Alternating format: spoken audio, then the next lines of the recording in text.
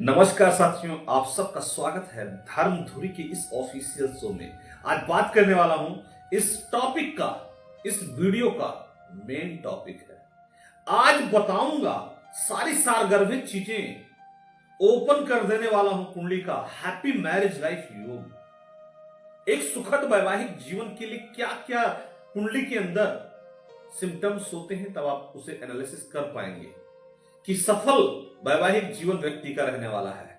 Happy marriage life के लिए आपको लोग मिल जाएंगे बताते हुए कि कुंडली के 7th हाउस को आप देखें और 7th हाउस से आप एनालिसिस कर सकते हैं कि जातक का वैवाहिक जीवन बहुत अच्छा रहेगा। लेकिन अगर आपको एग्जामिनर की तरह से क्वेश्चन करना है तो क्या 7वां घर ही अकेले किसी सक्सेसफुल मैरिज लाइफ के लिए अपना पूरा सिग्नल प्रेफरेंस कर सकता है?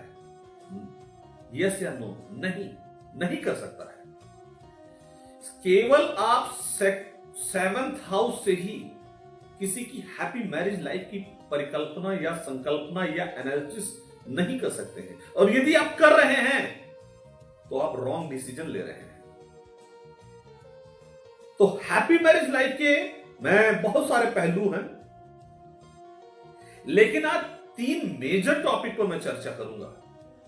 3 मेजर टॉपिक मैं आपको बताने वाला हूं, और वो अगर आप कंक्लूड कर लेते हैं तो मान करके चलिए कि 90% के करीब हैप्पी मैरिज लाइफ की जितने मेन इंपॉर्टेंट पार्ट होते हैं उसको आपने कवर कर लिया है। तो दोस्तों, मैं हैप्पी मैरिज लाइफ की बात क्यों कर रहा हूं? बात इसलिए कर रहा हूं क्योंकि आज के दिन में आए दिन लगातार भारतवर्ष में एक रिसर्च के अनुसार डाइवोर्स सेपरेशन के मैटर बढ़ते जा रहे हैं। फैमिली हार्मोनी से रिलेटेड कुछ ना कुछ इश्यूज कोर्ट में आ रहे हैं, लीगल के थ्रू आ रहे हैं। कई सारे मुद्दों पर कोर्ट बातचीत करके सुलझा भी देती है, और लेकिन बहुत सारी जगह ऐसी हैं जहां कहीं ना कहीं दिक्कतों का सामना करना पड़ता है। तो 3 मेजर विषय में पहला तो आप सबको क्लियर हो गया होगा कि 7th house is the most important part for happy marriage life. चतुर्थ भाव जो है हैप्पी मैरिज लाइफ का एक सबसे बड़ा सिग्नल है। ठीक है, अब मैं आपको बताऊं, काल पुरुष की पत्रिका को देखेंगे तो पहले घर से आप देखेंगे जातक की कुंडली में घर जो कि आत्मा का घर है, वहीं से उसकी फिजिकल पर्सनालिटी को हम ऑब्जर्व करते हैं, वहीं से हम देखते हैं। आप अगर ऐसे कर दें तो बीच में पहला घर हो जाता है, ठीक है। उसके किनारे किनारे वाला घर जो है वो द्वादश भाव, 12th house and 2nd house का एक्सिस निकलता है, ठीक है। अब ये भाव, द्वादश भाव और द्वितीय भाव, प्रथम भाव के आगे और पीछे के घर हैं। इनको मजबूत रहना बहुत ही जरूरी है यदि किसी जातक के जीवन में सुखद वैवाहिक जीवन की परिकल्पना कर रहे हैं। तो इन दोनों घरों का यदि बहुत स्ट्रांग भी नहीं है तो ये समानांतर तक रहें, अन्यथा हैप्पी मैरिज लाइफ की आप परिकल्पना नहीं कर सकते। 2nd house, that is the house of family and finance, and 12th house is the house of love, harmony and lust, sexual desire, इनका कारक होता है, जिसे सैया सुख का नाम दिया जाता है। अब 2nd एक्सिस, द्वितीय भाव और 12th हाउस जो कि प्रथम भाव से एक आगे और एक पीछे का घर है, इसका मजबूत होना बहुत ही इंपॉर्टेंट है।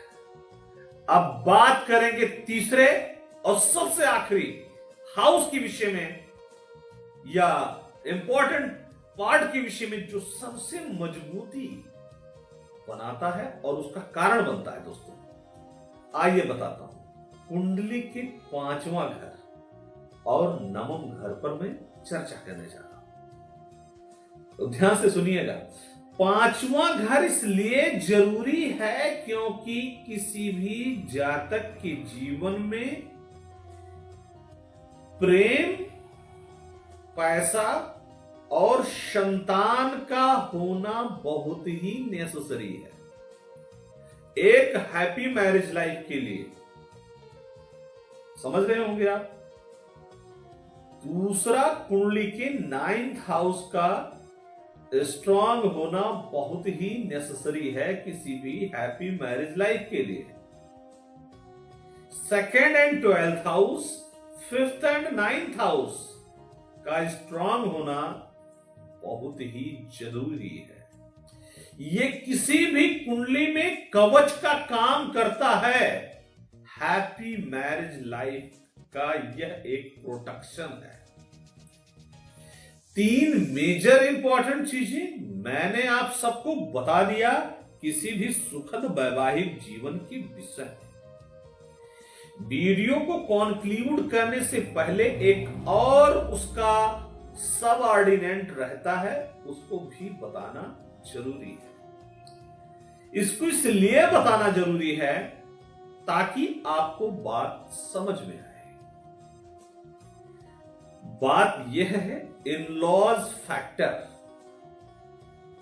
इसको आप चेक करेंगे कुंडली के 4th एंड 9th हाउस से।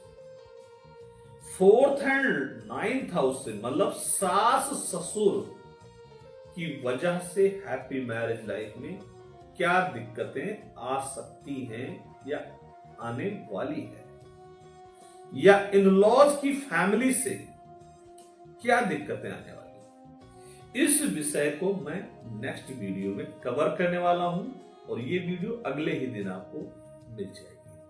तो आप सभी दोस्तों को हैप्पी मैरिज लाइफ के विषय में मैंने बताने का प्रयास किया। तो आप सबको प्यार भरा नमस्कार। जय श्री सीताराम। हर हर महादेव।